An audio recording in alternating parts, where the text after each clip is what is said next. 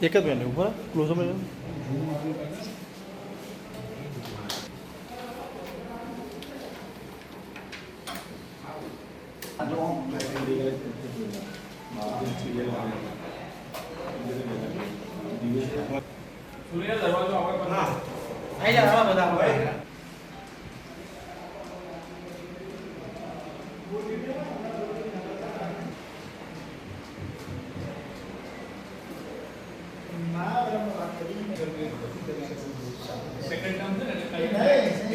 સભાપતિ એકલા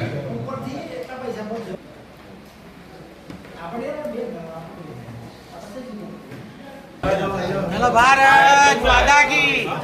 સર પાછળ કરો બધો વાઈડ આવી જાય મારા કાકા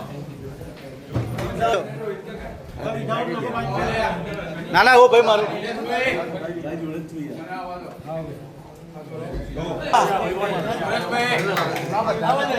ઓ ગોપાલભાઈ આગળ આવી જાવ ના ના આવવાનું ભાઈ કહું અલગ યસ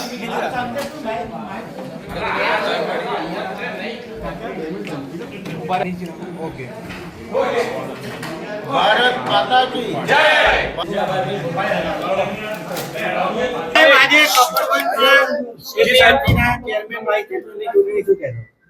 કપડની અંદર આજે ચેરમેન અને વાઇસ ચેરમેનની ચૂંટણી હતી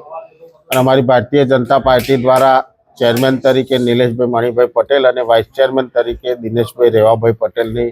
પસંદગી કરવામાં આવી હતી અને આજે બંને ચેરમેન અને વાઇસ ચેરમેન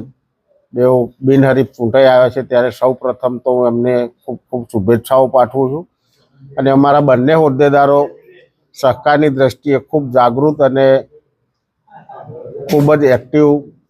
ચેરમેન અને વાઇસ ચેરમેન મળ્યા છે ત્યારે નિલેશભાઈની વાત કરીએ તો અગાઉ પણ એપીએમસીની અંદર એમણે નેતૃત્વ કરેલું છે અને કપોલ એપીએમસી એટલે સમગ્ર ખેડા જિલ્લાની અંદર ઘઉંનો પાક હોય, બાજરીનો પાક હોય, ડાંગરનો પાક હોય, કપાસની વાત હોય, તમામ ટેકાના ભાવે ખરીદતી આ એક ખૂબ મોટી સંસ્થા છે ત્યારે આવનારા સમયની અંદર પણ કપોલ એપીએમસી અમારા તમામ ચૂંટાયેલા ડિરેક્ટરો અને ચેરમેન અને વાઇસ ચેરમેનના નેતૃત્વમાં ભારતીય જનતા પાર્ટીની વિચારધારા સાથે રહી અને એક ટીમ તરીકે કામ કરશે અને આવનારા સમયમાં કપોળના ખેડૂતોના હિત માટેના નિર્ણયો કરશે। નિલેશભાઈ, ચોથી વખત ભારતીય જનતા પાર્ટીએ તમારી પર વિશ્વાસ મૂક્યો છે, કઈ રીતનું નેતૃત્વ કરશો? સૌ પ્રથમ તો નરેન્દ્ર મોદી સાહેબના વિઝનમાં સહકારિતાનું